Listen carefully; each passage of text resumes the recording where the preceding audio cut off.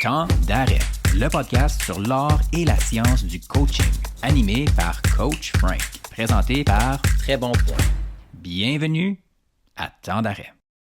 Épisode 137, repêchage au hockey, identification du talent et biais cognitifs dans la sélection et l'identification des athlètes avec Daniel Fortin-Guichard, PhD. Bonjour tout le monde, c'est Coach Frank qui est avec vous. Mon intention avec Temps d'arrêt est de déconstruire tout ce qui touche à l'art et la science du coaching. Je m'intéresse à ça parce que ma mission est de créer une expérience sportive positive pour toutes les personnes francophones en maximisant les bienfaits du coaching. Avec Temps d'arrêt, je contribue à cette mission en questionnant le statu quo, en discutant avec des personnes expertes du sport et de la santé et en partageant les dernières avancées scientifiques. Au quotidien, je contribue également à cette mission comme professeur en kinésiologie, en menant des recherches sur le coaching, le sport et le développement professionnel et comme coach pour des entraîneurs et des professionnels de la santé. Si tu viens de découvrir Temps d'arrêt avec Coach Frank, abonne-toi et évalue le podcast sur ta plateforme préférée. Pour nos fidèles auditeurs et auditrices, suivez-nous sur les médias sociaux, @CoachFrankPhD dans un mot et partagez avec vos amis. Ça prend 5 secondes et ça va contribuer à ton développement ainsi que celui de notre système sportif. Pour l'épisode d'aujourd'hui, mon invité est Daniel Fortin-Guichard, PhD. Daniel a obtenu son doctorat en psychologie à l'Université Laval en 2020, au cours duquel il a étudié les capacités perceptivo-cognitives dans les sports d'équipe. Depuis, il a effectué des post-doctorats à la Vrije Université Amsterdam de 2020 à 2022 et à l'Université de Toronto de 2022 à 2024, où il s'est spécialisé en identification du talent en sport, notamment à travers les caractéristiques psychologiques des athlètes. Il s'intéresse également aux biais cognitifs des recruteurs qui peuvent nuire à l'équité lors des sélections. À Amsterdam, il a également développé un intérêt pour la recherche sur la classification des athlètes ayant un handicap visuel et ses travaux servent maintenant de base au système de classification aux Jeux paralympiques en judo et en natation. D'un point de vue appliqué, et comme vous allez l'entendre dans quelques instants, du volet là, Skin in the Game. Il travaille avec les Remparts de Québec au sein de la Ligue de hockey junior maritime Québec à titre de conseiller auprès du personnel de dépistage. Chaque année, il parcourt l'Est du Canada avec les dépisteurs pour mesurer les compétences psychologiques et perceptivo-cognitives des joueurs. Outre ses intérêts académiques, Daniel Fortin-Guichard est également entraîneur d'une équipe d'Ultimate Frisbee, le Royal de Montréal, et un ancien athlète de Ultimate Volleyball et Baseball. Donc, je pense que vous avez compris que le profil, puis je vais le préciser encore plus, l'épisode d'aujourd'hui va être fascinant pour toutes les personnes là, qui ont un rôle dans le recrutement, donc les recruteurs, les directeurs, directrices généraux et entraîneurs du milieu du hockey, ainsi que pour tous les professionnels responsables du dépistage et du repêchage dans d'autres sports, comme au football canadien ou au basketball. On explore dans la conversation les biais cognitifs qui influencent les décisions lors des sélections. On parle également du processus de sélection, comment est-ce qu'on devrait complémenter tout ça. On a même une petite tangente sur l'intelligence artificielle, puis on donne des pistes sur comment améliorer le tout. Ceci étant dit, cet épisode est présenté par Très Bon Point, une équipe avec les pieds sur le terrain et la tête dans les bouquins, qui offre à la communauté sportive de l'accompagnement individuel, des ateliers de groupe et de la recherche appliquée à leurs enjeux. Là-dessus tout le monde, je vous souhaite un bon podcast. Daniel, bienvenue à Temps d'arrêt. Hey, merci de me recevoir, ça me fait vraiment plaisir d'être là. Ben, merci à toi de prendre du temps pour discuter de l'identification du talent, des biais. Je sais que tu passes beaucoup de temps à réfléchir à tout ça. Mais là, avant qu'on rentre dans le vif du sujet, parle-moi un peu de ton installation récente à McGill. Qu'est-ce qui te fait le plus triper de ta job en ce moment, là, toi qui viens tout juste d'être embauché comme professeur à l'Université McGill? Ouais, écoute, c'était un peu un rêve. Hein. Moi, c'est quelque chose que j'ai toujours voulu être chercheur là, depuis que j'ai 19-20 ans. Là, je savais que je voulais être chercheur à temps plein puis que ça allait être ça. Puis depuis que j'ai 21 ans, je sais que c'est dans le monde du sport que je veux que ça se fasse. Fait que là, c'est un peu un rêve qui se réalise plus tôt que ce que je m'attendais, pour être bien honnête. Moi, je m'étais laissé un deadline jusqu'à 36 ans. Après ça, je me serais en allé dans le privé pour aider des départements de scouting ou je sais pas quoi. Puis là, ça s'est fait à 33. Fait rapidement, c'est un rêve qui se réalise. Puis mon travail, au début, c'était stressant. Je te le cacherai pas. Là. Tu l'as peut-être vécu aussi à l'UQO. Là. Les 2-3 premiers mois, là, j'ai trouvé que la courbe d'apprentissage, il y avait vraiment beaucoup de plateformes administratives à apprendre. La tâche me semblait vraiment chargé là, avec service, enseignement, recherche, puis que les 3 devaient être remplis à chaque année en un certain nombre d'heures et tout ça. Puis là, là, ça commence à faire quelques mois quand même. Puis je te dirais que depuis 2-3 mois, là, j'ai vraiment l'impression d'avoir trouvé mon footing, là, puis de vraiment pouvoir dicter le rythme de mon travail, puis de décider, bon, ben là, OK, pour cette semaine, je fais telle demande de subvention. La semaine prochaine, je m'occupe de monter telle séance de cours. Puis là, ben évidemment, j'ai pas enseigné encore. J'en vais enseigner juste à l'automne.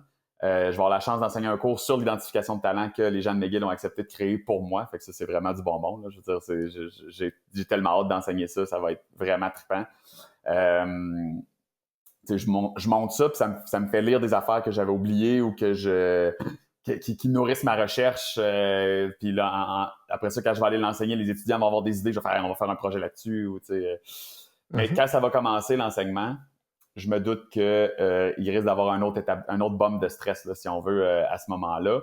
Mais ça fait partie de la game, puis ça va être ça. Mais c'est ça. Fait une courbe d'apprentissage assez abrupte, mais maintenant que je suis dedans, là, je suis vraiment comme un poisson dans l'eau. Là. C'est vraiment je me sens vraiment sur mon X là, pour reprendre l'expression populaire.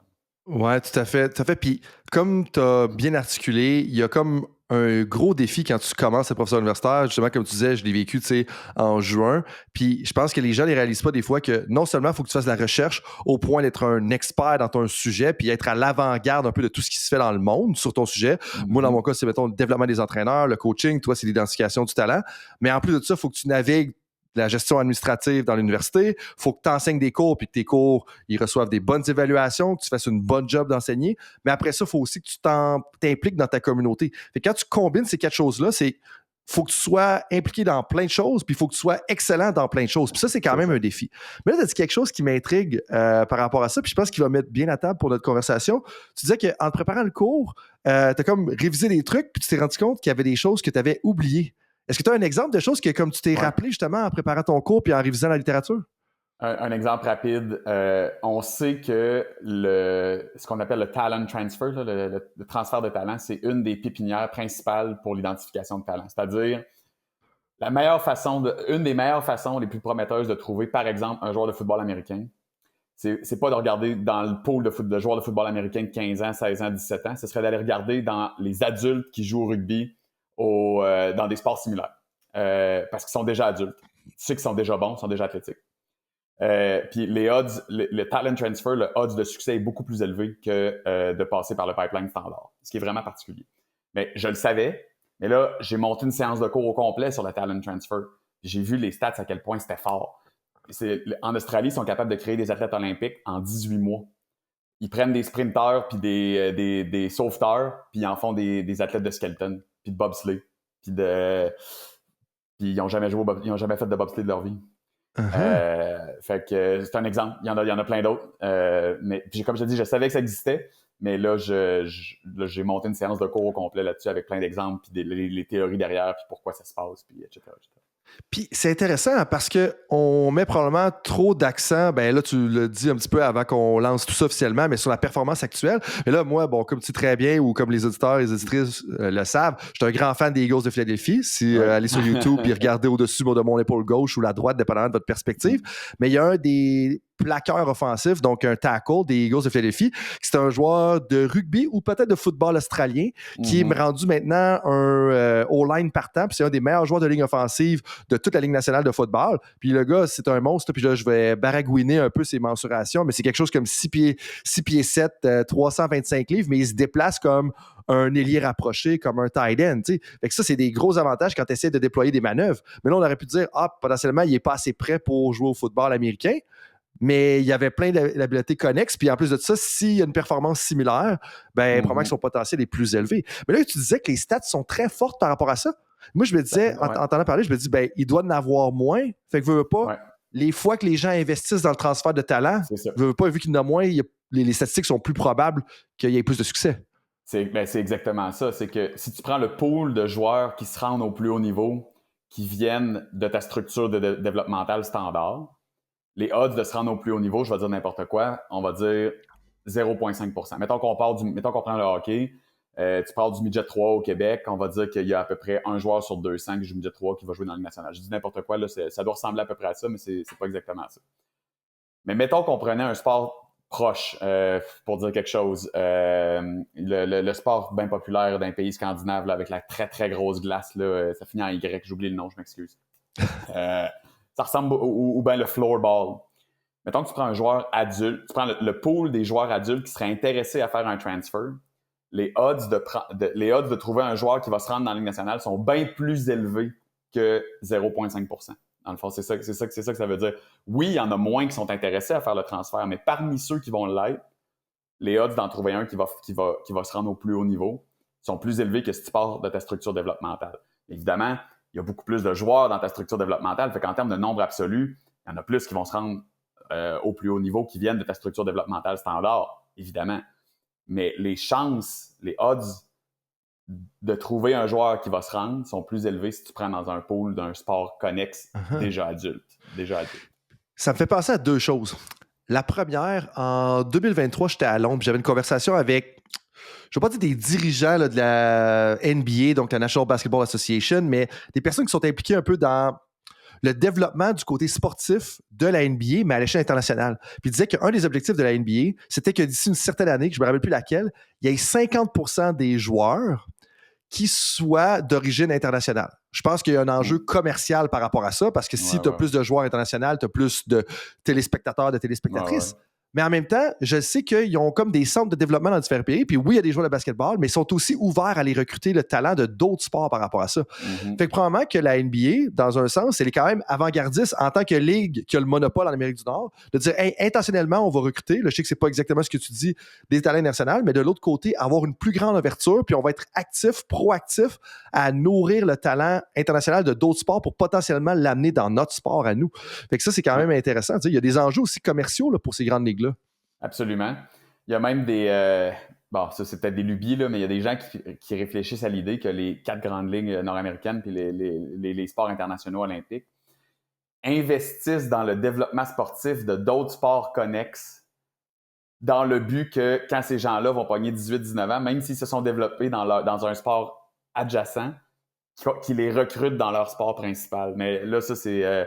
on n'est pas rendu là puis tu sais comme moi que le sport de très haut niveau, même si tu me dis que la NBA est un peu avant-gardiste, généralement, il y a des chasses gardées. Là, puis, oui, certainement. Avant que ça arrive, puis il faut savoir aussi que à partir du moment où à partir du moment où tout le monde se met à faire du talent transfer, ben là tu perds ton edge. C'est comme les marathoniens les super shoes, là, ou je sais pas quoi, là. Ouais. À partir du moment où tout le monde porte les super shoes servent plus à rien. Fait que le talent transfer, il est utile seulement quand t'en as un petit groupe qui le fait, parce qu'à partir du moment où tout le monde le fait, ben là, il y a plus de différence, finalement. Mais là, admettons qu'on est une sous-région d'un continent principalement anglophone, puis qu'il y a quelques fédérations francophones qui décident de collaborer davantage pour justement optimiser les chances de talent transfer. Là, je dis, mettons qu'on pense au baseball, on pense au tennis, on pense à je sais pas quel autre sport qui implique, mettons, un mouvement du bras. Ben, potentiellement qu'on pourrait se développer, tu sais, dans une certaine région, on pourrait développer un avantage compétitif justement par rapport à ça. Oui, certainement. Puis là, faut nuancer talent transfer puis le multisport. C'est pas tout à fait la même chose. Fait que, tu sais, Tom Brady, par exemple, qui a été drafté autant dans la NFL que dans la MLB, on peut pas parler de talent transfer ici parce qu'il s'est développé, il a fait partie de la structure développementale standard des deux sports. Il n'y a pas de transféré de l'un vers l'autre. Là, quand je parle de talent transfer, c'est vraiment quelqu'un qui il a bien performé dans un sport X jusqu'à 15, 16, 17, peut-être 18 ans. Puis il a été vraiment extrait de son sport pour venir bien performer dans un autre sport. Fait qu'on devrait potentiellement, tu sais, si je prends l'exemple du tennis puis du baseball, parce que ça me fait penser à ce que tu dis. Fait que, un, merci pour la nuance, mais deux, probablement que si on est un sport comme le baseball, on pourrait potentiellement tenir des camps spécifiques pour les joueurs de tennis qui n'ont pas réussi à faire la cote, admettons, à 18 ans et moins ou vice-versa. Puis dire, regarde, hey, on a un camp spécial pour les joueurs de tennis et de volleyball qui seraient intéressés à faire le transfert au baseball, tu sais. Exactement. Puis, sans surprise, ben, plus les skills nécessaires sont proches entre les deux sports, plus les chances de transfert sont élevées. Il n'y a pas juste les skills. En fait, ce serait plus les caractéristiques psychologiques nécessaires. Ça, c'est ce que la littérature semble dire, là. Parce que un nageur n'a pas nécessairement besoin des mêmes caractéristiques psychologiques qu'un joueur de baseball ou autre. Oui, nécessairement, les habiletés de base, là, ça reste une espèce de condition un petit peu sine qua non. Mais ce qui favoriserait le plus le transfert, ce serait la similarité dans les psychological requirements, les caractéristiques psychologiques similaires entre les sports.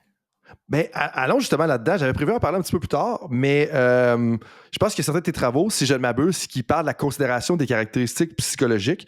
Puis, ce que j'ai noté, c'est que dans un de vos articles, là, si j'ai bien compris et tout ça, puis si j'ai bien fait la traduction, parce que déjà, comprendre et deux, faire la traduction, c'est un autre enjeu, vous mentionnez que l'appréciation des recruteurs, elle est comme...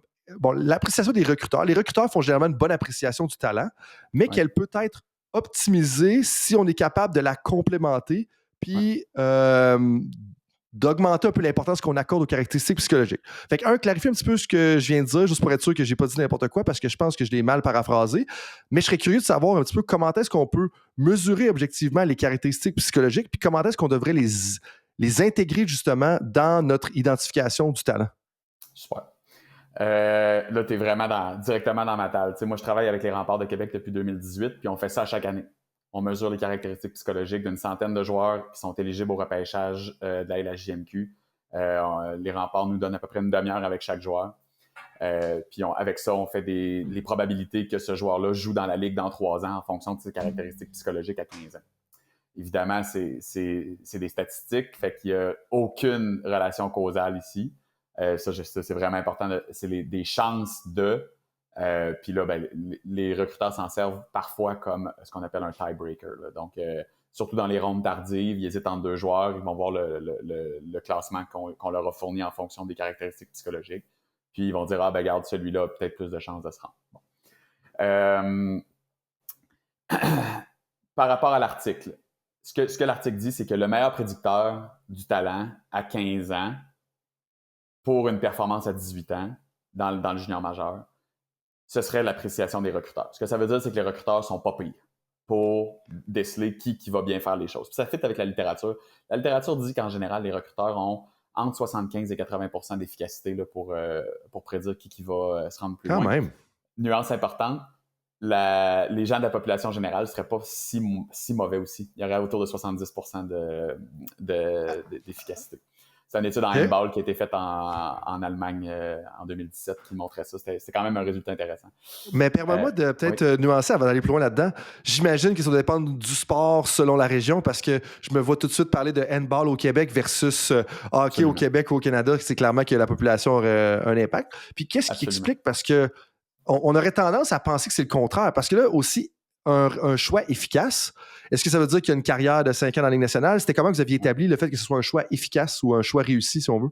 Ben là, dans le cas de l'étude de handball, là, c'était 10 ans après un camp de sélection. À la base, les entraîneurs avaient fait un ranking de qui ils pensaient qu'elle allait avoir une carrière.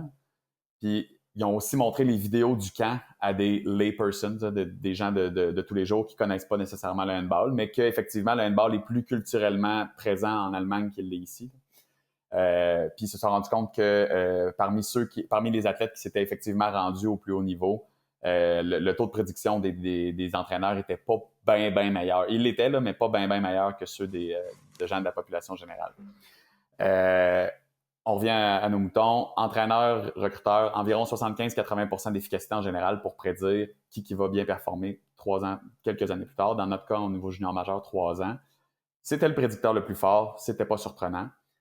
Par contre, lorsqu'on ajoute les caractéristiques psychologiques qu'on mesure dans cette demi-heure-là à laquelle je faisais référence plus tôt, on améliore la prédiction. Là, on arrive à peu près à 84%, surtout chez les joueurs repêchés tard. Évidemment, ça, c'était sur une cohorte. Puis là, on a refait l'exercice sur une cohorte subséquente qui a maintenant presque terminé sa carrière junior pour voir si nos prédicteurs sont stables. C'est le sujet d'un mémoire doctoral que je supervise présentement. Fait qu'on va avoir une idée, voir si les prédicteurs qu'on a observés sont stables. Ces prédicteurs-là, pour répondre à la deuxième partie de ta question, qui était comment on fait pour les mesurer, comme à peu près n'importe quel concept psychologique, on peut les mesurer avec des questionnaires validés. Ce que j'ai fait à l'époque, là, quand j'ai commencé ce projet-là avec les Remparts, c'est que je suis allé dans la littérature, puis j'ai été voir quel prédicteur psychologique avait le plus de chances de distinguer les athlètes adolescents internationaux de nationaux. Il y avait une étude aux Pays-Bas qui avait été menée qui montrait que l'autorégulation des apprentissages, c'était un prédicteur très fort. Puis une autre chose qu'on voit beaucoup dans la littérature scientifique, puis c'est mon autre expertise, puis c'était l'objet de notre premier épisode ensemble il y a une couple d'années, les capacités perceptivo-cognitives qui montrent que les athlètes experts ont des meilleures capacités perceptivo-cognitives que des novices et que parfois même que des semi-amateurs, semi-experts, là, si on veut. Fait que ce qu'on fait avec les remparts, c'est dans la demi-heure, on fait passer un questionnaire d'autorégulation des apprentissages validé, puis on fait passer une tâche perceptivo-cognitive là, où on a des séquences vidéo de hockey qui gèlent à un moment clé de l'action. Puis à ce moment-là, l'athlète doit essayer d'anticiper ce qui va se passer à la suite de l'action quand ça va dégeler. Mais en plus, on a un appareil qui permet de suivre les mouvements des yeux à l'écran. Fait que là, on sait où est-ce que l'athlète a regardé pour prendre sa décision. Puis avec ça, ben, on fait un score d'anticipation, de prise de décision, d'attention, un score d'autorégulation des apprentissages. On met tout ça ensemble dans un beau modèle qui nous permet de prédire la performance. Puis ce que je fais, c'est que moi, j'ai calculé un modèle sur la première cohorte qu'on a mesurée en 2019. Ces gens-là ont fini leur carrière junior aujourd'hui. Il y en a plusieurs qui sont rendus dans le national parmi ceux qu'on a. La cohorte de 2019 de la LHMQ était particulièrement forte, il faut dire. Ouais, c'est ça. Mais là, il y a eu la COVID ensuite. Mais là, après ça, on a recommencé à recruter. On a la cohorte de 2022 qui, eux, sont rendus à leur ils viennent de terminer leur 3e année junior majeur. On a fait le même exercice. Fait que là, on a recalculé le modèle. Mais moi, ce que je fais à chaque année, c'est que je prends les joueurs qu'on rencontre à 15 ans, puis je les inclus ou je les applique sur le modèle de la cohorte de 2019. Fait que ce que je dis aux dépisteurs des remparts, c'est si ce joueur-là avait eu 15 ans en 2019, voici les chances qu'il aurait joué dans les juniors majeures du Québec 3 ans plus tard ou qu'il aurait bien performé. Fait que là, l'idée de refaire ça sur une cohorte subséquente, c'est de voir si ces prédicteurs-là sont généralisables d'une cohorte à l'autre, puis est-ce qu'ils sont stables. Fait que c'est comme ça qu'on mesure les caractéristiques psychologiques. Il n'y a pas de secret, là. C'est comme ça que les caractéristiques psychologiques ont toujours été mesurées. La meilleure façon de le faire, la vraie meilleure façon de le faire, ce serait de faire une évaluation psychologique avec soit neuropsy ou psychologique de santé mentale, ou juste des capacités d'autorégulation en général, avec des psychologues et des neuropsychologues formés. Mais je veux dire, on me donne une demi-heure par athlète, puis ça va both ways, hein, parce que non seulement les remparts ont un temps limité avec chaque athlète, fait qu'ils me donnent une demi-heure, c'est génial, mais ces jeunes-là, surtout les plus prometteurs, ils ont 18 équipes à rencontrer. Ils ont pas 4 heures à donner à chaque équipe. Là. Fait que c'est des deux côtés. On fait ce qu'on peut. C'est pas fair de dire que je capture la psychologie d'un jeune de 15 ans en une demi-heure, c'est pas vrai. Mais je fais ce que je peux avec ce que la littérature me donne. Puis en bout de ligne, c'est ça la réalité, parce que moi, je pense souvent, mettons, à la convention collective dans le sport professionnel. Bien, généralement, la saison se termine. Idéalement, là, une fois que la saison se termine, tu feras un débriefage complet pour avoir un peu les apprentissages durant la saison, récolter des formations psychologiques, peu importe. Mais les conventions collectives, mettons, pour ceux que je connais, de la CFL puis de la NHL, ben, tu as 48 heures. Après ça, tu as ton exit interview. Ton exit interview, c'est une demi-heure. Puis après 48 heures, tu ne peux plus, selon la convention collective, retenir les joueurs ou leur demander d'avoir des engagements. Mais tu sais, dans des programmes professionnels ou quand tu penses à la NASA, le débriefage d'une saison est beaucoup plus d'une année ou d'une aventure là, dans l'espace, dans le cas de la NASA, ben, il est beaucoup plus significatif que ça. Il y a bien plus de temps, il y a bien plus de questions qui est passées. Fait que ce que tu dis là, pour moi, ben, en bout de ligne, ça a encore plus de valeur que la théorie absolue parce que ça, c'est la réalité. Puis ultimement, comme tu as dit, ils ont 4 heures. En 4 heures, il faut qu'ils rencontrent peut-être 8 équipes, ou plus même encore là. Puis ça, ben, c'est la réalité des choses. Mais là, l'élément qui est important, pour la personne qui est à l'écoute, moi, j'ai une idée un petit peu de ce que tu veux dire, mais je serais quand même curieux que tu nous décomposes qu'est-ce que tu veux dire par autorégulation des apprentissages. Comme apprentissage, je pense que c'est un peu clair pour tout le monde, mais autorégulation, ça peut quand même être nébuleux pour certaines personnes, je crois. Oui. L'autorégulation des apprentissages, c'est la capacité que les gens en général, mais ça a tendance à se stabiliser avec l'âge. Là, fait que je vais parler plus des adolescents, puis c'est pour ça que c'est discriminatoire, que ça permet de distinguer à l'adolescence. L'autorégulation des apprentissages, c'est la capacité, grosso modo, à tirer le plus d'informations d'un même enseignement. En d'autres mots, puis peut-être en mots un peu plus précis, c'est l'implication qu'un jeune a dans son propre apprentissage. Fait que c'est sa capacité à planifier ses apprentissages, à se voir aller en temps réel, à retourner voir qu'est-ce qu'il a appris pour s'évaluer dans tout ça. Puis il y a des jeunes qui font ça par réflexe ou ça leur a été enseigné par leurs parents ou autre. Fait que ça se mesure en 6 sous-construits, là, justement, de planification, d'évaluation, de réflexion, etc. Fait que c'est ça que l'autorégulation de l'apprentissage. À pas on va dire, confondre avec l'autorégulation des émotions. qui est pas tout à fait la même chose, là, qui est la capacité à gérer ses propres émotions de manière adéquate en fonction du contexte. Don't quote me on that, là, je connais pas la définition exacte d'autorégulation des émotions, mais ça doit ressembler à ça. Fait que c'est pas le même construit finalement. Fait que la capacité d'un athlète ou d'une athlète je regarde une séquence vidéo, je vis quelque chose, je suis capable de réaliser un petit peu ce qui s'est passé, de dire OK, comment est-ce qu'il faut que je m'améliore, puis comment est-ce que je vais le mettre en action pour justement créer des améliorations la prochaine fois. Est-ce que c'est une bonne façon de le synthétiser? Ouais, ça ressemble à ça. Ouais. Puis est-ce que vous regardez un peu l'objectivité des performances? Puis là, c'est une question non informée par la science, totalement anecdotique, parce que moi, un des enjeux, je l'entends avec des entraîneurs, 2, je l'ai vécu comme entraîneur, 3, je l'ai vécu comme athlète aussi. Je pense qu'un des enjeux, des fois aussi, c'est que les athlètes ne vont pas être capables d'avoir une représentation objective de ce qui s'est vraiment passé et ou de leurs forces et de leurs faiblesses. Parce que, tu sais, j'en parlais justement avec un entraîneur récemment. T'sais, si ton athlète, ton défenseur au hockey dans ce cas-là, est conscient que, OK, parfait, il n'a pas la plus grande vitesse de pointe quand il se met à patiner, mais son pivot, il est sa coche. Fait qu'il se donne un gros coussin, puis d'un coup, il essaie de tourner le plus tard possible. Ben, justement, il va être capable de faire bien marquer là, justement le joueur adverse qui essaie de venir marquer. Fait que, est-ce que c'est quelque chose qui est considéré là-dedans? Parce que je serais curieux de voir à quel point le fait que tu sois un peu plus objectif dans tes performances, même si on est toujours biaisé, comme tu vas bien nous expliquer dans quelques instants, comme ça va avoir un impact justement sur ta capacité à t'améliorer. Oui, on regarde. En fait, la vérité, c'est que le jugement des dépisteurs inclut implicitement les performances actuelles. Les dépisteurs vont attribuer des cotes en fonction des performances actuelles. Oui, de leur feeling du futur aussi, là, mais la cote des dépisteurs, ultimement, c'est un indicateur des performances actuelles, soit de vitesse de patin, de ce qu'ils appellent le hockey IQ, le compete level. Puis là, ils vont donner des scores de tout ça. Puis on les inclut. Fait que quand je parlais d'appréciation des recruteurs tantôt, là, puis c'est exactement la réponse à ta question. La réponse, c'est oui, on inclut dans nos modèles les performances actuelles. Puis là, ce qu'on regarde, c'est est-ce que par-dessus ça, je peux aider les dépisteurs? Je ne vais jamais remplacer les dépisteurs en mesurant juste les caractéristiques psychologiques parce que moi, je les ai jamais vus jouer au hockey, les joueurs. Moi, j'ai passé une demi-heure avec le joueur à lui faire passer des questionnaires puis une tâche perceptivo-cognitive. Fait que je ne sais pas c'est lequel le meilleur. Puis c'est la raison principale aussi pour laquelle j'arrête pas de dire aux dépisteurs, dans les 2 premières rondes, faites vos affaires. Regardez même pas le classement que je leur fournis. Ça vaut rien dans les 2 premières rondes. Moi, je les ai jamais vus jouer au hockey. Je ne sais pas c'est lequel qui est le meilleur au hockey. Fiez-vous à vos observations pour ça. Plus vous allez avancer dans le draft, plus vous allez avoir des hésitations. Vous pourrez vous référer au classement que je vous fournis. Puis, pourquoi les 2 premières rondes en particulier?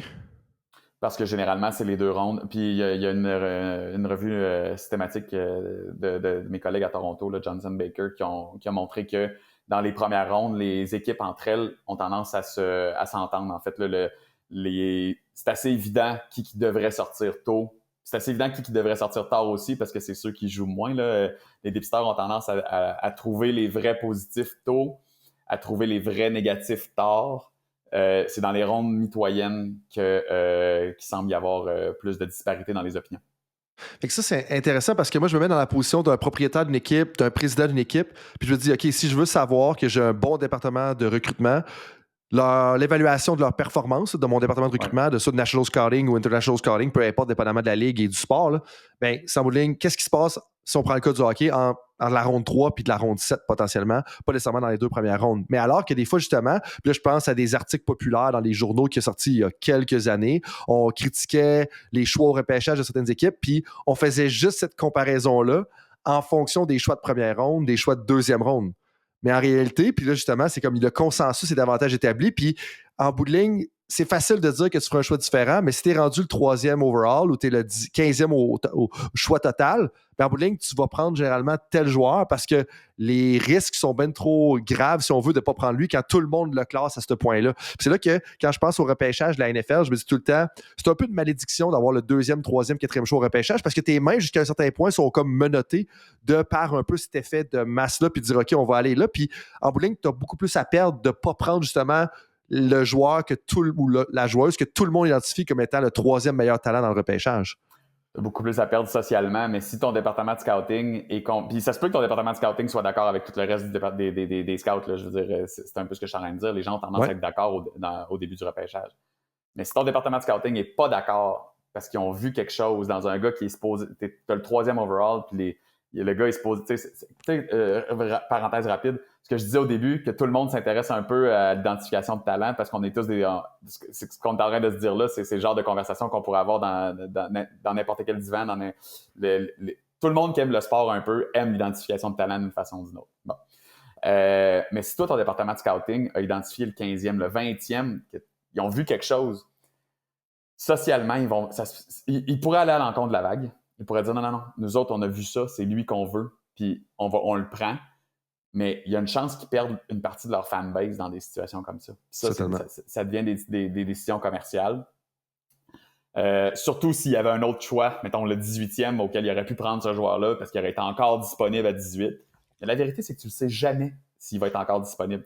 La corrélation, si on reprend l'exemple de la LHJMQ fournit une liste de la centrale de scouting là, en avance avant le draft. Puis il y a une corrélation assez forte entre le ranking de la centrale puis le ranking réel, mais elle n'est pas parfaite. Elle est autour de 0.65. Les équipes voient d'autres choses.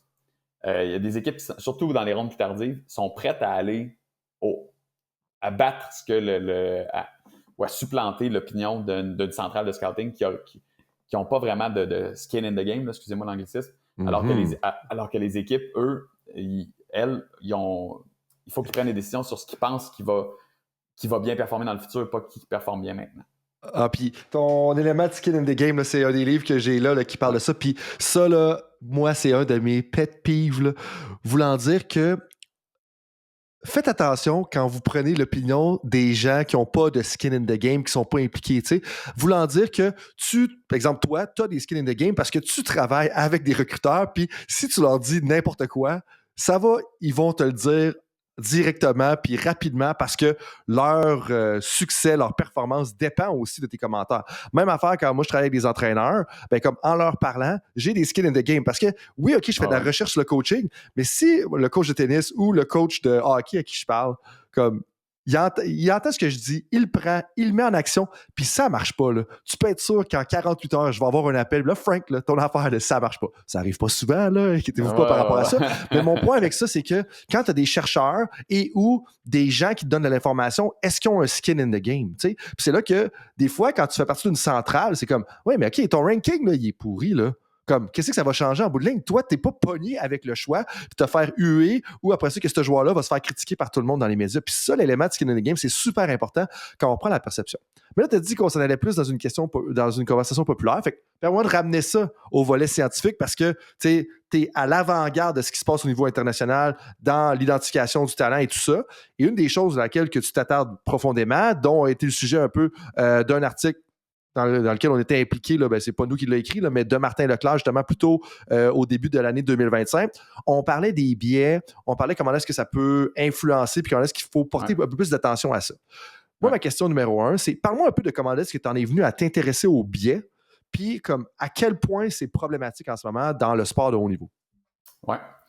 La question est vraiment vaste, puis ça va me faire tellement plaisir d'en jaser. La première partie de réponse, c'est peut-être que tu le sais, peut-être que tu le sais pas. Mon directeur de thèse, c'était Simon Grondin à l'Université Laval. Simon Grondin, il a une maîtrise en éducation physique, un doctorat en psychologie. Puis, dans les années 80, il a fait un mémoire de maîtrise sur ce qu'on appelle l'effet d'âge relatif. C'était le premier au monde. Mais vu que c'était publié en français, pendant plus de 20 ans, c'est quelqu'un d'autre qui a eu le crédit. Mais depuis que moi, je suis dans le domaine, je me suis mis à parler à tout le monde que non, c'était Simon Grondin.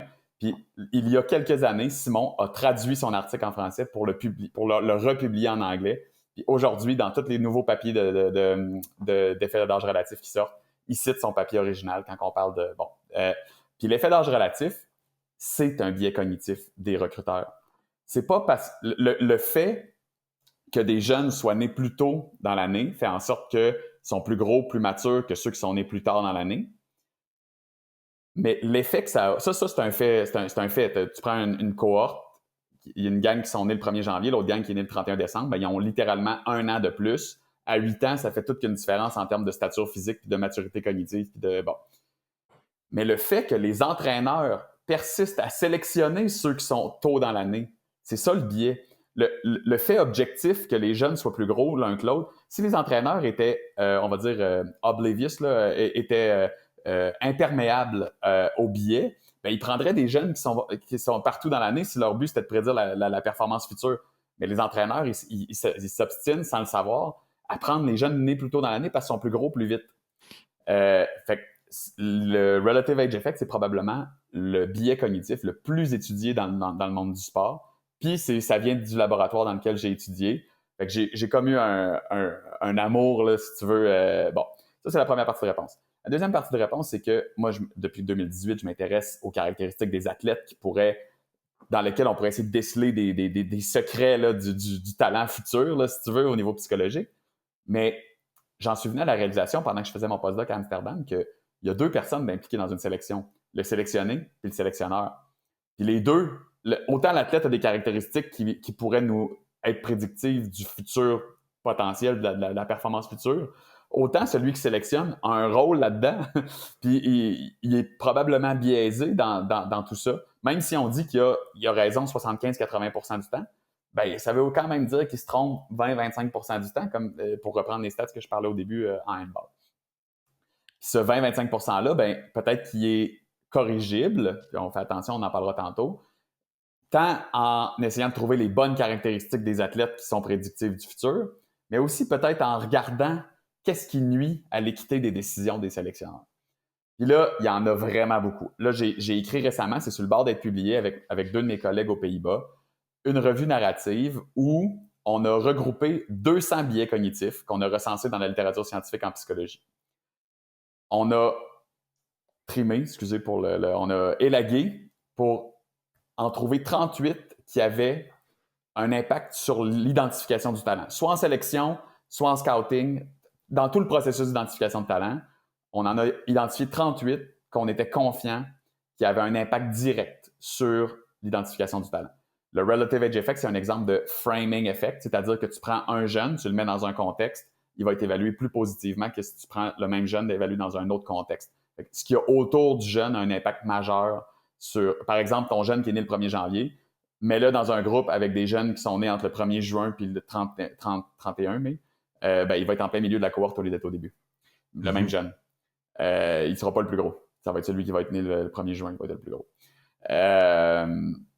Bon, on en a identifié 38 comme ça. Puis ce qu'on a fait après ça, si je vais voir des dépisteurs, puis je leur dis, hey, j'aurais 38 interventions à faire à tes scouts pour qu'ils corrigent leurs erreurs. L'organisation va me regarder et elle va dire, Dan, j'ai d'autres choses à faire. Mais là, ce qu'on a fait, c'est qu'on a fait une analyse en cluster pour essayer de déceler des mécanismes sous-jacents à ces 38 billets-là pour voir est-ce qu'il n'y en a pas qui s'opèrent de la même façon pour réduire le nombre d'interventions nécessaires. Puis avec cette analyse en cluster-là, on a décelé qu'il y avait 5 patterns sous-jacents aux 38 billets. Puis là, si je vais voir un head scout et je dis hey, j'aurais peut-être 5 interventions à te proposer pour améliorer tes pratiques, ben là, il va peut-être m'écouter. 38, il ne m'écoutera pas. 5, ça a quand même d'allure. Puis au pire, ça va être 2 sur 5, puis déjà, on gagne quelque chose. Fait que on a identifié 5 clusters de biais cognitifs, 38 au total. Les exemples qu'on a, c'est les dépisteurs ont tendance à sélectionner des joueurs qui ressemblent à qui ils étaient quand ils étaient athlètes. Là, je te listerai pas les 38, là, mais prenons Marc Bergevin, par exemple. Je ne le connais pas personnellement, Marc Bergevin, bien sûr. Mais tout le long qu'il a été là, il se faisait critiquer d'aller chercher des 7e défenseurs, puis des 13e attaquants, puis des gars de profondeur. Mais lui, c'est ça qu'il était comme joueur. Il était probablement convaincu que c'est ça que ça prenait pour gagner. Parce qu'il a eu du succès il s'est rendu dans les nationales avec cet ADN-là. C'est juste un exemple. Comme je te dis, je ne connais pas Marc Bergevin personnellement. Puis si ça se trouve, c'est pas vrai ce que je suis en train de dire, mais de l'extérieur, ça pourrait avoir l'air de ça. Les dépisteurs ont tendance à favoriser inconsciemment les athlètes qui leur ressemblent lorsqu'ils étaient athlètes. Et c'est un biais. Ça vient nuire à l'équité dans ta sélection nécessairement parce que si ça se trouve, peut-être que ton profil de performance à toi, c'est peut-être pas le meilleur, même si ça t'a aidé toi. Un autre biais, ça on l'a étudié encore une fois aux Pays-Bas avec des collègues, l'ordre dans lequel l'information est présentée. On a eu celui-là, il vient des élections politiques. Tu as plus de chances d'être élu si ton nom de famille commence par A parce que tu es en haut du ballot. Tu es en haut du... C'est fou. Puis là, quelque chose de si important qui est influencé par un détail si minime, tu sais. Fait que la vérité, c'est qu'il faudrait que le ballot soit randomisé, dans le fond, que personne ait le même bulletin de vote. Ben, en identification de talent, c'est vrai aussi. Les athlètes qui ont un nom de famille qui commence par ABC ont presque 2 fois plus de chances d'être sélectionnés dans une académie de soccer professionnelle que les athlètes que leur nom de famille commence par WXYZ. Est-ce que c'est simplement parce qu'ils apparaissent en haut de la liste et qu'ils deviennent l'ancrage? Donc, chaque athlète suivant est comparé à ceux qui ont déjà été observés. Est-ce que c'est parce qu'ils passent premier dans les tests physiques? Le mécanisme est... je ne connais pas encore le mécanisme exact, mais je peux te dire que l'effet d'ordre a un effet majeur sur les sélections. Fait que l'endroit où tu es né, la même chose. Le fait d'être né dans une trop petite ville, ça nuit aux sélections. Le fait d'être né dans une trop grande ville, ça nuit aux sélections. Le sweet spot, ce serait des villes moyennes. L'endroit où tu es né, ton nom de famille, le moment de l'année où tu es né. Fait que tout ça, ça mène à des biais cognitifs de la part des sélectionneurs qui ont tendance à prioriser des athlètes qui ne sont pas nécessairement mieux outillés pour performer au plus haut niveau. Fait que c'est une très longue réponse pour te dire que pourquoi ça m'intéresse les biais cognitifs, parce que c'est un sujet de recherche infini. On peut tellement aller voir qu'est-ce qui nuit ou qui empêche l'équité dans les sélections en regardant le comportement des dépisteurs. Puis là, j'ai fait une demande de subvention récemment pour essayer d'aller regarder ça de manière objective. C'est-à-dire que les 38 billets, je vais préparer des tâches de sélection, puis je vais prendre des recruteurs, je vais leur faire ces tâches-là, puis je vais regarder s'il y a des patrons de réponse qui émergent entre les tâches. Si je ne me trompe pas, je pense que c'est la demande de subvention non, c'est celle que je fais avec Vincent Huard, ça. On en fait une autre ensemble. C'est celle qui a été référée dans l'article de Martin Leclerc, en fait. Fait que là, la revue narrative, là, je l'ai faite, on va dire, basée sur la littérature, mais là, je vais la faire d'un point de vue empirique si j'obtiens les fonds du c'est ça qui est riche. C'est que non seulement, tu as l'expérience pratique, on vient à skin in the game. Après ça, 2, de faire la recension puis de la retravailler d'une façon où est-ce que ça devient utile. Parce que moi, quand j'entends 200 biais regroupés en 38 grappes de biais, si on veut, là, si je fais la traduction de cluster, et là, qui est rassemblé en 5 interventions, c'est vrai que ça devient intéressant. Tu sais, je pense à des connaissances que j'ai qui sont directeurs ou directrices du scouting. Comme 5 interventions, ça devient utile. Puis, pour moi, l'exemple de Marc Bergevin va aussi loin que, puis là, je ne veux pas trop relancer un débat qui n'est peut-être pas un rendu à aujourd'hui, mais la transaction Piquet-Souban versus Shea Weber. On s'entend que le style de jeu de Shea Weber, de ce que j'ai connu de Marc Bergevin, il semble beaucoup plus similaire au style de jeu de Piquet-Souban. Ça peut être dans des préférences comme ça. Mais justement, puis là, moi, ça m'amène une question. Puis, je ne veux pas nécessairement qu'on s'y attarde, mais je pense que les gens qui écoutent la conversation doivent y penser. C'est là, il faut se dire, est-ce qu'un ancien joueur est nécessairement un meilleur scout? Parce que des fois, il y a des personnes qui ont du succès là, comme directeur général dans la Ligue nationale de hockey pour prendre ce sport-là et dans d'autres sports qui n'ont pas été des grands joueurs, il y en a qui n'ont même pas joué et potentiellement, ils ont quand même eu du succès. Et là, on pourrait argumenter que le fait qu'ils ont peut-être moins ce biais-là de vouloir sélectionner des athlètes qui ressemblent à ce qu'eux étaient comme joueurs, potentiellement parce qu'ils l'étaient pas ou ils l'ont été moins longtemps, ça peut avoir un impact positif. Ceci étant dit, je veux quand même t'amener à t'attarder aux 5 interventions. Comme c'est quoi, mettons, puis je sais pas à quel point tu peux nous en parler, fait que va jusqu'à où est-ce que tu peux, mais moi, je serais curieux de savoir, tu as parlé, mettons, de l'effet d'âge, l'effet de nom, après ça, l'effet d'ordre, le nom, l'ordre puis le nom, c'est la même chose. Fait que c'était quoi un peu les 5 thèmes des interventions? Puis en fait, moi, ma question, c'est de dire, OK, je suis un scout qui écoute la conversation, avant que tu aies ta subvention et au point que tu viennes travailler avec nous, qu'est-ce que je peux faire, moi, personnellement, pour justement commencer déjà à neutraliser un petit peu tout ça? La première affaire à faire, c'est d'essayer d'objectiver en plus des jugements subjectifs des entraîneurs, c'est d'essayer d'avoir des mesures les plus objectives possibles qui viennent compléter. On entend présentement que les Hurricanes de la Caroline veulent presque tasser complètement leur département de scouting au profit du AI puis des statistiques avancées. Moi, je pense que c'est une idée terrible. Puis, à l'inverse, une équipe qui aurait juste des dépisteurs qui se serviraient de leur impression subjective, je pense que ça ne marche plus. Donc, la première chose à faire, c'est d'avoir une équipe multidisciplinaire. Puis, tu parlais de joueurs scouts. Je pense que tu en as besoin de joueurs scouts. Tu as besoin de gens qui connaissent la game. Mais il faut être conscient que ces gens-là, ils ont un biais.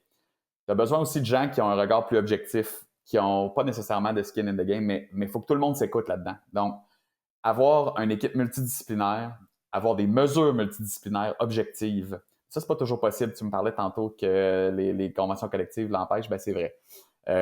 Donc, idéalement, tu aurais une batterie physiologique physique, anthropométrique, psychologique, puis un jugement subjectif. Tu ferais tout ça sur chaque athlète. Ça te donnerait un profil global de chaque athlète pour essayer de déceler lesquels ont le plus de chances de se rendre plus loin. Tu attribuerais des poids selon le sport. Par exemple, en sprint, tes caractéristiques physiologiques sont peut-être plus importantes qu'en tennis, par exemple, ou tes caractéristiques de technique sont plus importantes.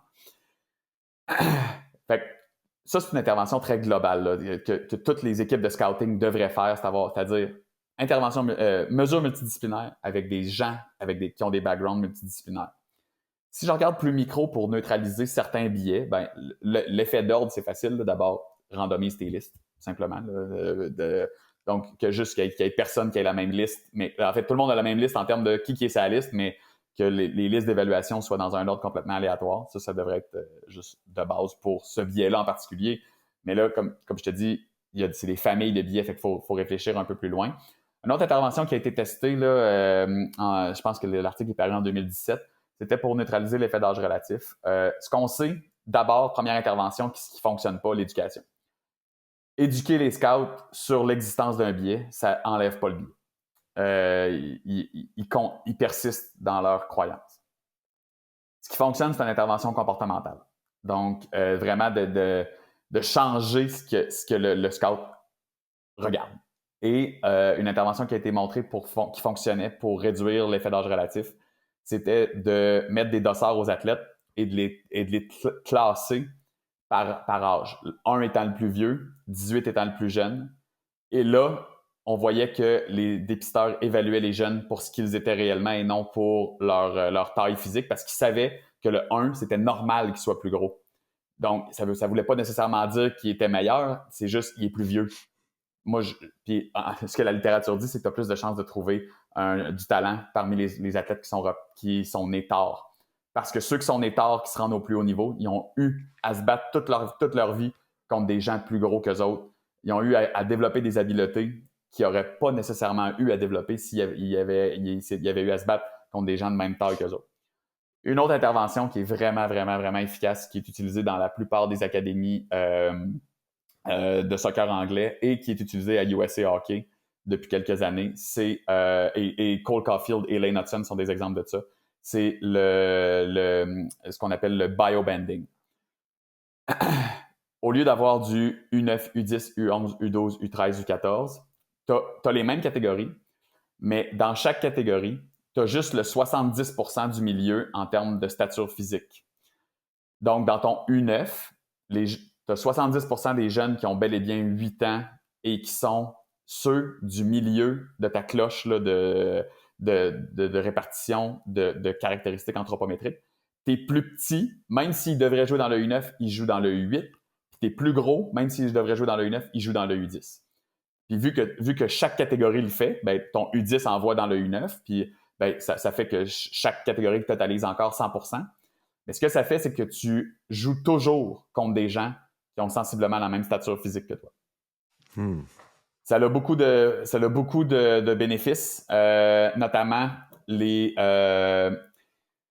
ceux qui descendent, reprenons notre exemple, ceux qui descendent du U10 pour aller jouer dans le U9, dans l'autre catégorie en haut, ça s'arrêtait les plus petits.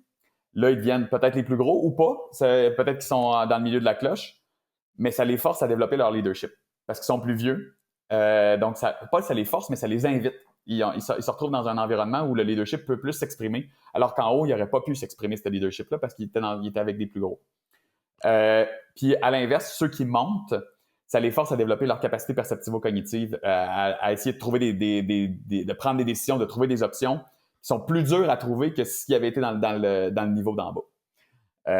Fait que le biobanding, c'est une intervention qui semble bien fonctionner pour les biais liés à la stature physique des jeunes athlètes. Puis, ce que j'entends de ton dernier exemple, c'est aussi que, tu sais, si l'athlète, puis je l'ai vu un petit peu là, parce que mes filles, ils ont 6, 4 et 2 ans, donc ma fille, elle a 6 ans. Tu as des athlètes que ma fille est un petit peu plus petite que la moyenne, justement. Puis elle a joué avec le groupe qui était plus jeune, puis nous autres, on était bien corrects avec ça. En plus d'être plus petite, elle est née en décembre, ce qui explique probablement pourquoi elle est plus petite que son âge en tant que tel. Mais ceci étant dit, tu le vois qu'un athlète de cet âge-là, si on peut dire le mot athlète, qui a une dominance physique, ben il va juste dire « OK, je prends la rondelle, je patine plus vite que tout le monde, puis comme je dois dépasser. » Fait que là, les capacités perceptivo-cognitives, comme tu disais, sont pas nécessairement développées parce que c'est juste, ben je patine plus vite, je suis plus forte que les autres, j'ai pas besoin de penser à comment est-ce que je vais placer mon bâton, puis comment est-ce que je vais enchaîner la rondelle, puis les passes, et ainsi de suite. Puis ça, c'est super important. Fait que si je peux récapituler un petit peu, moi, ce que j'entends aussi, c'est l'importance de la triangulation. En recherche, il y a plusieurs types de triangulation, comme tu sais très bien, mais pour monsieur, madame, tout le monde, ben, c'est de dire qu'on va être plusieurs personnes, à regarder un problème, ça, c'est une forme de triangulation, mais l'autre forme de triangulation, c'est de dire, OK, on va prendre, là, prenez l'exemple d'un problème au centre puis un triangle, donc il y a trois points, c'est pour ça qu'on triangule, donc on est 3 ou plus perspectives pour regarder. Ben, quand tu parlais des différents questionnaires, des différentes méthodes, le côté subjectif, anthropométrique, physique, etc., ben, c'est toutes des choses qu'on peut prendre pour regarder au même problème. Mais là, justement, ça m'amène à quelque chose que je t'ai envoyé par courriel, que je n'avais pas prévu parler nécessairement, mais tu l'as amené un petit peu avec l'intelligence artificielle, avec la situation des Hurricanes de Caroline, plutôt cet hiver. Je te l'ai envoyé par courriel parce qu'il y a un auteur de l'université de Toronto Metropolitan University, donc à Toronto au Canada, qui parle un petit peu de l'utilisation de l'intelligence artificielle dans la sélection des billets. Puis une des citations que j'ai retenues, puis dans l'article en tant que tel, ça dit que la meilleure façon là, pour améliorer les pratiques d'identification du talent et ou de sélection, c'est pas de remplacer les humains.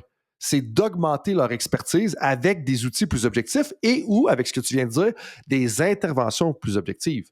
Puis ça, moi, c'est quelque chose que je vois venir. Ou est-ce que, là, tout le monde part fou sur l'intelligence artificielle? Là, je veux juste rappeler à tout le monde que la compagnie qui domine le plus le marché d'automobile au monde, là, c'est pas la compagnie qui a inventé les automobiles, c'est pas nécessairement Ford. Fait que t'as pas besoin d'être le premier arrivé pour dominer le marché éventuellement, mais qu'il faut que tu penses à comment est-ce que tu vas le faire. C'est sûr qu'être le premier arrivé, ça fait un lien puis ça a une importance dans prendre la place dans le marché. Ford est toujours là aujourd'hui. Mais le point avec ça, c'est comme, pas obligé de partir fou en intelligence artificielle, comme, pensons à comment est-ce qu'on va l'intégrer pour ce que, si je me fie à ce que tu viens de dire dans les dernières minutes, comme complémenter ce qui est déjà en place avec notre département d'identification du talent. Ça fait tout ça à tes yeux? Puis comment est-ce que tu vois l'intelligence artificielle venir jouer un rôle là-dedans dans les prochaines années? Absolument. En fait, c'est ça qui. Ça veut pas dire de tasser l'intelligence artificielle, même si ça peut faire peur à certaines personnes, surtout des vieux de la vieille, là, des dépisteurs qui savent ce qu'ils font, puis ils ont de l'expérience, puis tu me diras pas comment faire ma job. Ultimement, le mieux dans tout ça, c'est de combiner les forces. Par contre, et là, il faut faire très attention. L'intelligence artificielle, c'est sexy. Ça a l'air de donner des réponses. Mais ça prend un regard critique. C'est obligatoire d'avoir ce regard critique-là. Parce que si tu fais du big data et tu mets tout dans ton modèle, tu vas trouver quelque chose. Mais tu ne sais pas si cette quelque chose-là est intéressant. L'exemple que je donne tout le temps, on m'a déjà présenté un graphique de performance par vitesse de rotation des hanches au hockey. Et là, la personne disait, les gens vont être tannés de m'entendre dire cet exemple-là, parce que c'est tout le temps cet exemple-là que je prends, mais il est vraiment frappant là, par rapport au big data et à tout ça. La meilleure joueuse de l'équipe avait une rotation des hanches plus faible que la moyenne. Et là, cette personne-là, qui était formée en data science, est allée voir le coach, puis il a dit « Hey, faudrait améliorer la vitesse de rotation des hanches de cette athlète-là, elle va être encore meilleure. » Mais là, moi, avec mon regard scientifique, j'ai regardé ça, puis j'ai dit « Non. Première des choses, tu n'as aucune idée si la vitesse de rotation des hanches est utile à la performance au hockey. Si ça se trouve, c'est même pas un déterminant de la performance. Puis si c'en est un, ce que ton graphique est en train de me dire, c'est pas que tu devrais l'améliorer, c'est que tes meilleures joueuses, ils ont moins de rotation des hanches. Fait qu'il faudrait que tu diminues la rotation des hanches des autres. Surtout si tu sais pas si c'est un déterminant de la performance ou pas. Mais si c'en est un, mais ce que les données me disent, c'est qu'il va de l'autre bord. Puis l'intelligence artificielle, il fait pas cette distinction-là. Il va te dire qu'est-ce que lui, il pense qui est bon d'un point de vue statistique. Mais il sait pas c'est quoi les déterminants de la performance. Les déterminants de la performance, c'est tes coachs qui ont de l'expérience qui vont te les donner. Puis peut-être des modèles des scientifiques, des modèles statistiques répétés qui vont... prenons l'exemple d'après moi, les joueurs de ligne au football, avoir des grosses cuisses, c'est probablement un déterminant de la performance. Probablement, mais je ne suis pas un expert en football, mais je me doute que c'est probablement un déterminant de la performance. Mais mettons que la science disait que ça n'en était pas un, ben, faudrait que tu arrêtes d'essayer de grossir les cuisses de tes joueurs de ligne. Tu sais. Mm-hmm. Mais l'intelligence artificielle n'est pas capable de faire cette distinction-là. Puis peut-être qu'un jour, il le sera, mais le plus important, ça veut inclure l'intelligence artificielle dans vos choses pour avoir un ranking selon des stats avancées, c'est une bonne idée. Mais n'oubliez pas d'aller regarder les joueurs jouer. Mm-hmm. C'est vraiment la complémentarité qui va faire la différence. Puis je ne sais pas, l'intelligence artificielle va avoir l'air de quoi dans 5-10 ans. J'espère que ça va jamais, qu'il n'y a pas aucune compagnie sur la planète qui va trouver une façon de remplacer le regard subjectif d'un dépisteur, parce que je pense que c'est un métier important, c'est un métier ingrat, parce que c'est difficile de prédire le futur. C'est des gens sur qui c'est facile de taper, mais c'est des gens dédiés qui passent des heures et des heures et des heures dans un aréna, dans une année. Ils ont du fun à le faire. Mais Oui, et où faire du vidéo. Moi, j'en connais un, puis je faire connais du les années de vidéo, Oui. des années à faire du vidéo, c'est incroyable. Tu sais, puis Ouais. la route, comme tu dis, je parlais à un recruteur qui a fait 25 ans de carrière dans la Ligue nationale de hockey, là, puis man, ça en fait de la route, là. T'es pas souvent à la maison. Là. Tout le temps. C'est 4-5 games par semaine de ta région. Mais tu sais, le Québec et les Maritimes, là, c'est grand. Là. C'est ça. C'est pas comme faire le dépistage en Allemagne. Là. C'est vraiment pas le même enjeu par rapport à ça. Puis là, justement, en étant un peu plus dans une réflexion par rapport à tout ça, comme je le fais un peu à chaque épisode, j'essaie de contacter des gens qui seraient potentiellement intéressés par ton sujet de conversation. Puis je vais y aller avec ces questions-là avant qu'on tombe justement dans les questions éclairs. Il y a un ancien athlète multisport qui a réussi à percer dans un sport en particulier qui me demandait, deux questions. Principalement la première, la valeur des athlètes multisports semble être reconnue dans plusieurs sports, comme au football, ça va être encouragé, exemple, de jouer au basketball durant l'hiver et vice-versa en changeant de saison. Est-ce que c'est un aspect négligé dans le monde du hockey selon ce que tu as observé? C'est laissé à la discrétion des athlètes. On voit que les joueurs de hockey jouent beaucoup au golf l'été. Ils participent à d'autres sports, mais c'est laissé à leur discrétion. Est-ce que ça pourrait être plus encadré? Possiblement. Après, il faut toujours se questionner, est-ce que les pratiques en place fonctionnent pas bien? Est-ce qu'on pense que ça les aiderait à jouer au hockey? Parce qu'ultimement, c'est des athlètes de hockey professionnels. Tu me poses la question spécifique au hockey. Ouais. Professionnel ou semi-professionnel ou junior, là, tout dépendamment. C'est laissé à la discrétion de chaque athlète. Puis oui, la vraie réponse, c'est que c'est bon là, de faire du multisport, là, de se changer d'idée puis d'aller développer d'autres habiletés dans d'autres sports. C'est bon pour la prévention des blessures aussi parce que ton corps travaille des muscles qu'il n'a pas l'habitude de travailler. La réponse objective, c'est bon, faites ça. Mais il faut aussi se poser la question, c'est si jamais c'était formalisé par les organisations, par exemple Hockey Québec, qui disaient, OK, là, nos joueurs de hockey, on les force à s'inscrire à un autre sport l'été, en plus du golf, mettons. Parce qu'il y en a vraiment beaucoup qui jouent au golf l'été. Est-ce qu'on aurait vraiment un gain au niveau de la performance au hockey ou est-ce qu'on écœurerait nos jeunes? Puis, tu vois, moi, je pense que d'un point de vue politique, j'aimerais mieux laisser ça à la discrétion des jeunes et des parents. Les parents payent déjà tellement cher pour que les jeunes jouent au hockey. Mm-hmm. Scientifiquement, la réponse, c'est faites plusieurs sports. Mais après, il faut réfléchir à la santé mentale de ces gens-là, puis comme le temps de sport dans une année versus le temps de famille, etc., etc. Fait que je serais très, très, très nuancé dans ma réponse. Ouais, puis plus laisser aller là, en termes de style de leadership que autocratique, là, si je peux amener un petit peu de leadership dans la conversation. Puis ce que tu dis là, ça me fait penser au modèle de Jean Côté qui, je pense, a été publié en 2020, mais qui parle en bout de ligne que, tu sais, jusqu'à 12 ans, là, on devrait laisser probablement plus de place aux jeux libres, justement, plutôt que le sport puis le sport organisé. C'est comme, oui, d'avoir un sport organisé par saison, si on veut, ça fait du sens. Puis là, je parle, mettons, des pratiques de hockey, etc. Mais il devrait avoir quand même beaucoup de place aux jeux libres. Puis peut-être que ton multisport, ben, ça n'a pas besoin d'être formalisé par la fédération, formalisé par ton club. C'est comme, hey, tu t'en vas avec ton père faire du vélo, tu t'en vas avec ta mère, je sais pas quoi, jouer au tennis, etc. Tu sais, ou est-ce que ça devient un peu plus ludique puis un peu moins structuré? Parce que moi, là, puis là, je parle de façon anecdotique, je réalisais pas jusqu'à temps que ma fille de 6 ans soit à l'école, comment est-ce que si tu as 2 pratiques de hockey la fin de semaine, parce que oui, à 6 ans, c'est déjà 2 pratiques de hockey, puis là, tu rajoutes peut-être des matchs là-dedans, mais ça, c'est un autre débat. Mais tu sais, tu as 5 jours la semaine. Il faut que tu te lèves, tu fasses ta routine, t'embarques. Là, il faut que tu te relèves le samedi, fais ta routine, embarque. Tu te relèves le dimanche, routine, embarque. Puis tu sais, à un certain point, ma fille, c'était juste comme, je veux juste rester à la maison. Puis elle me l'a dit verbalement dans ces mots-là, peut-être à la lettre. Là. Ben ça veut dire en bout de ligne, c'est l'organisation qui devient lourde sur des enfants. Absolument. Cette même personne-là me disait, on entend souvent parler dans les médias de la courbe de développement. Est-ce qu'il y a des éléments de cette courbe-là qui sont quantifiables, qui nous disent, OK, là, on voit vraiment là, qu'il y a une courbe de développement qui va être supérieure, par exemple, aux autres athlètes, particulièrement au hockey? Comme, tu sais, on repêche un athlète pour dire, OK, hey, sa courbe de développement, celle-là va l'amener plus loin que les autres. Donc, on est capable je vais faire une petite parenthèse rapidement sur ton point d'avant, puis je vais répondre à ta question. Vas-y. Le modèle de Jean Côté, ça fait déjà plus de 30 ans qu'il existe, là, même plus de 40 ans, là, mais il l'a republié à plusieurs reprises en nuançant à chaque fois. Puis dans un environnement où ce serait organisé, où les athlètes se regroupent à chaque jour, par exemple dans un sport-études, dans une académie de soccer en Europe, d'avoir une pratique par semaine qui ne serait pas de ton sport principal, ça, c'est une belle façon de formaliser le multisport. Ça permet d'éviter tes jeunes de s'écœurer, puis ça développe d'autres habiletés, ça favorise la prévention des blessures et autres, mais ça ajoute pas de temps à l'horaire. C'est que tu remplaces une pratique de ton sport principal par quelque chose. Par exemple, Ajax à Amsterdam, l'académie de soccer, ils font une pratique de judo par semaine. C'est un exemple parmi d'autres, là, mais il y en a plein de même qui essaient d'autres choses. Fait que un multisport est possible. C'est même possible de l'organiser, mais il faut l'organiser intelligemment pour ne pas écœurer notre monde.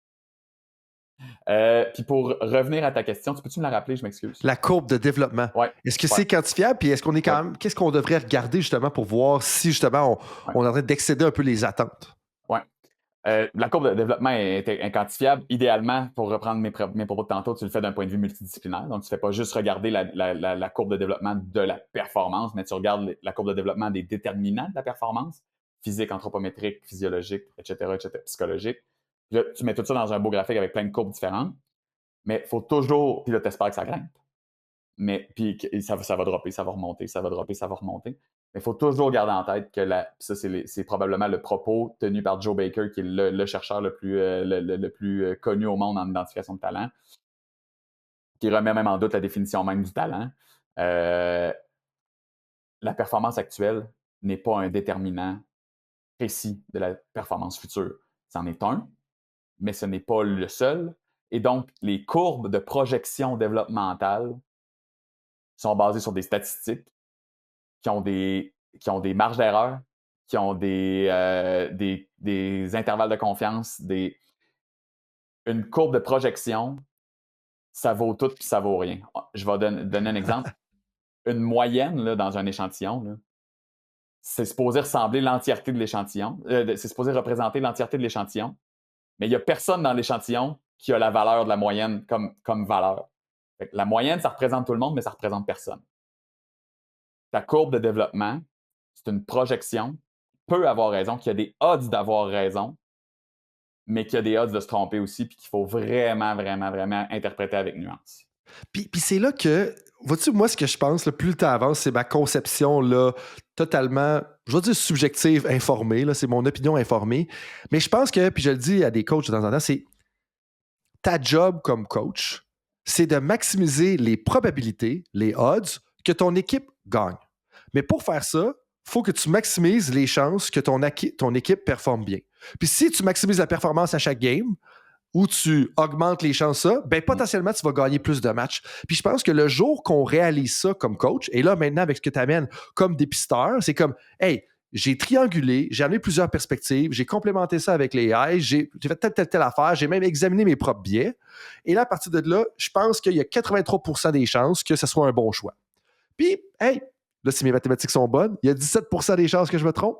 Ben, c'est ça la vie, tu sais. Mais l'affaire, c'est qu'il faut que les gens s'en rendent compte de ça. Puis je pense que aussi la chose avec ça, puis ça fait même un lien avec ce que Patrick Gaudreau mentionne, tu sais, quand il fait la distinction entre le perfectionnisme et l'excellentisme. Perfectionniste, c'est comme on veut être parfait à chaque fois puis tout le temps bien faire. Excellentisme, c'est comme hey, on fait le mieux qu'on peut, puis en bout de ligne, on se rend compte que ça se peut que ça tourne pas comme on veut. Là, je le vulgarise grandement.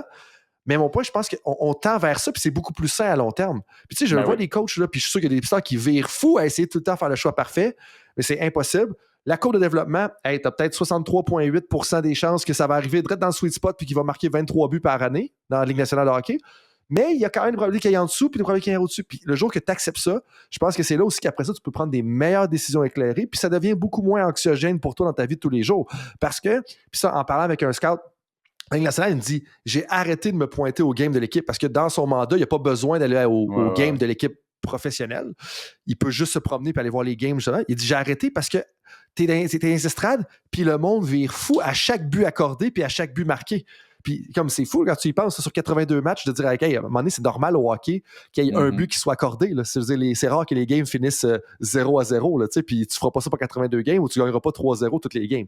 Ceci étant dit, le message que je pense qu'il faut retenir, puis en tout cas, moi, je retiens, puis je pense que ça valide un peu la conversation, c'est de dire, ta job, c'est de prendre tous les moyens nécessaires pour maximiser les probabilités que tu vas faire soit une bonne performance si tu es plus dans le coaching, un choix éclairé dans le dépistage, puis ultimement, ben, tu vas peut-être gagner des matchs et ou faire des sélections qui vont t'amener à sélectionner les prochains Ovechkin, les prochains Crosby, les prochains Cole Caulfield, etc. Puis ça, je pense que c'est vraiment important à considérer. Puis, gardons en tête que si le dépistage devenait une science exacte, ça serait plate. Ça serait... Parce que si toutes les équipes avaient la même technologie parfaite et les mêmes jugements de dépisteurs parfaits, ben, tu aurais une centrale de scouting qui publierait d'avance un ranking là, de 1 à, bon, whatever, 7 x 32, pour reprendre l'exemple de la NHL, il y a 32 équipes, 7 rondes. Fait que, 1 à 30, fait que les joueurs sauraient d'avance s'ils vont être repêchés à quel rang. En fait, on pourrait ne même pas tenir de repêchage. C'est ça, tu fais juste assigner les joueurs dans les équipes. Les joueurs dans les équipes en fonction du classement de l'année d'avant. Puis, peut-être que ça favoriserait l'équité dans le sport à long terme, mais il y a des discussions très excitantes liées au repêchage qui n'existeraient plus. Il y a des. Tu sais, les gens s'ostinent, hey, non, lui, il devrait être avant lui, nanana. Mais si on avait la recette parfaite, ben, ça serait presque dommage. Ouais, le sport serait plus aussi excitant. Ce qui m'amène ça. aux 2 questions éclairs que j'ai pour toi, que je pose à chaque fois, justement, pour qu'on apprenne à connaître un petit peu davantage, les personnes qui sont invitées, mais de l'autre côté, de peut-être récolter 2 petits nuggets supplémentaires qui peuvent peut-être aider les personnes qui écoutent à s'améliorer dans leur propre pratique. Premièrement, si tu pouvais retourner en arrière et te donner un conseil à toi-même quand tu avais 22 ans, ça serait quoi? Ça va être très personnel, mais la réponse, c'est tu vas être OK. OK. Que tu n'as pas besoin de faire plus que ce que tu penses que la vie attend de toi. Tu vas être correct. Les gens vont t'apprécier pour ce que tu es, pas pour ce que tu fais. Ce que tu fais complémente ce que tu es, mais tu ne t'identifies pas seulement à ce que tu fais. Ce que tu es est suffisant dans beaucoup, beaucoup, beaucoup d'instances. Fait que tu vas être OK. Ça serait le conseil que je me donnerais. C'est simple, mais c'est profond. Deuxième question, si tu pouvais mettre une citation sur un Jumbotron dans, on va dire, un aréna de la Ligue nationale de hockey, puis que là, tu veux que les 21 273 personnes, là, je pense que c'est ça le chiffre, là, ils voient ça. Ça serait quoi le message? Ça serait quoi la citation? Puis qu'est-ce que tu aimerais que les gens comprennent? Je pense que j'aimerais que les gens comprennent. Ben, la citation, ce serait « Qu'est-ce que le talent? » Je suis pas sûr que c'est super. Je suis pas sûr que ce serait le wording que je mettrais là, parce que c'est pas super. Ça fait pas lever les foules, là, mettons, mais ultimement, quelque chose qui tournerait autour de qu'est-ce que le talent pour faire prendre conscience aux gens qu'on n'en a aucune idée. Que le talent, c'est pas le potentiel. Puis le talent, c'est pas l'accumulation de l'expérience, c'est pas un facteur génétique, c'est pas un facteur environnemental. C'est la combinaison de tout ça. Puis c'est trop simplifié à tour de bras dans les médias populaires, dans les conversations.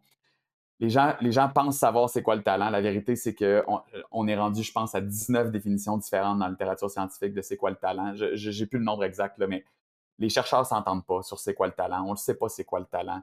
On le confond avec le potentiel. Il y en a qui vont dire qu'un gars comme Anders Ericsson, qui est décédé une couple d'années, va dire que le talent, ça n'existe pas, puis que c'est purement la pratique délibérée, donc le fait de pratiquer une activité qui va t'amener à être bon, mais qu'il n'y a pas de composante génétique à ça. Aujourd'hui, on sait que c'est probablement pas vrai.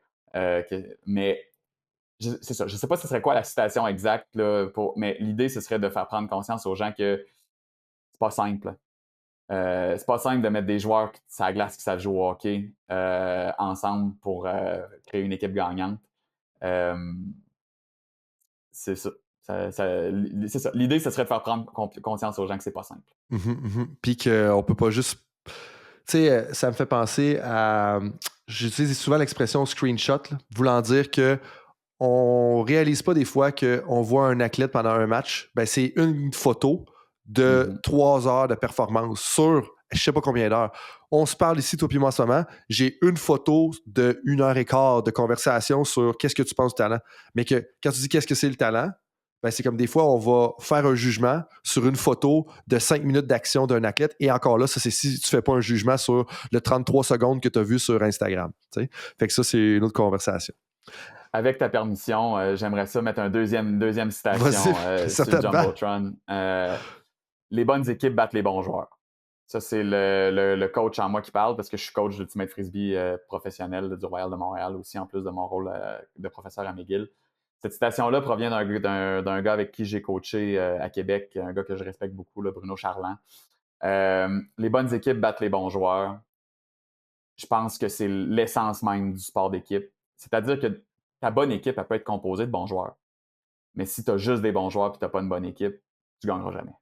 Puis les exemples sont trop nombreux pour de starting five au basket qui n'ont pas collé, des gens qui ont été mis ensemble, qui voulaient toute la balle, qui ont grandi qui ont grandi en ayant toujours la balle dans les mains, puis que là, tu leur dis non, c'est lui qui va l'avoir, ça plante. De réussir à créer une dynamique d'équipe, les bonnes équipes battent les bons joueurs. Parce que, puis ça veut pas dire qu'il faut que ton équipe soit composée juste de plombiers. Tu as le droit d'avoir des superstars dans ton équipe. Fait que tu as le droit d'avoir des bons joueurs dans ta bonne équipe. Mais si ta bonne équipe est soudée, elle va battre. Je dirais pas 100% du temps parce que ça sera pas vrai, là, c'est évidemment. On se comprend. Mais sur un championnat, en saison, possiblement que les bons joueurs battent les bonnes équipes. Sur un championnat, c'est ceux qui croient les uns envers les autres, qui n'ont pas peur de se montrer vulnérables les uns envers les autres, qui n'ont pas peur de mettre leurs trips à la table et de se dire les vraies choses, de la candeur agressive, là, entre guillemets. Les bonnes équipes battent les bons joueurs. Ça, je vais mettre ça sur le Jumbotron aussi. Ben, je pense que ça boucle très bien la boucle de notre la boucle, en tout cas, on se comprend. Ça boucle très bien la conversation qu'on a eue. Daniel, merci beaucoup pour avoir partagé ton expertise avec nous, avec moi aujourd'hui. J'ai adoré la conversation, ça a passé super vite. Peut-être, je pense que tu as dit un peu le mot de la fin. Si tu veux rajouter quelque chose, je te laisse y aller. Sinon, si les gens ont des questions sur l'identification du talent, le développement du talent, les billets de sélection et tout ça, comment est-ce qu'ils peuvent te rejoindre? Ils peuvent me rejoindre. Le mieux, c'est mon adresse courriel McGill, daniel.fortin-guichard@McGill.ca. Sinon, sur LinkedIn, Daniel Fortin-Guichard. Je ne suis pas actif du tout sur X. Fait que LinkedIn, puis ResearchGate, Google Scholar, c'est les meilleures façons de marcher. Parfait. Donc, on va mettre ça dans la description de l'épisode. Là-dessus, je te dis encore une fois, merci d'avoir été avec nous et je dis à la prochaine pour toutes les auditrices et tous les auditeurs de Temps d'arrêt. Merci d'avoir été à l'écoute de ma conversation avec notre invité aujourd'hui lors de Temps d'arrêt. Et j'ai 2 petits messages pour toi avant que tu quittes. 1, je tiens à remercier l'Université du Québec en Outaouais pour rendre tout ça possible. Deuxièmement, à tous les auditrices et les auditeurs, j'ai un petit rappel avant votre prochaine pratique ou votre prochain projet. Est-ce que vous voudriez recevoir une fois par mois une petite réflexion de ma part par courriel qui inclut les épisodes de Temps d'arrêt ainsi que quelques petits trucs et astuces pour le coaching en partant de la science du sport? Est-ce que tu aimes ça? Challenger tes idées. Bien, si oui, je t'invite à t'inscrire à l'infolettre de Temps d'arrêt avec Coach Frank, dans laquelle je vais te partager les derniers épisodes de la balado, les dernières idées que j'ai explorées dans ma recherche et les dernières actualités qui sont pertinentes en lien avec le coaching. Je résume tout ça dans un petit courriel qui va arriver dans ta boîte une fois par mois. Puis si tu veux recevoir ça, visite le site coachfrankphd.com dans un mot ou un de nos médias sociaux et ça va me faire plaisir de t'envoyer ça. Le but, c'est de vous aider et de vous challenger dans vos idées. Autrement, je te dis merci d'être avec moi dans l'aventure de Temps d'arrêt et je te dis à la prochaine.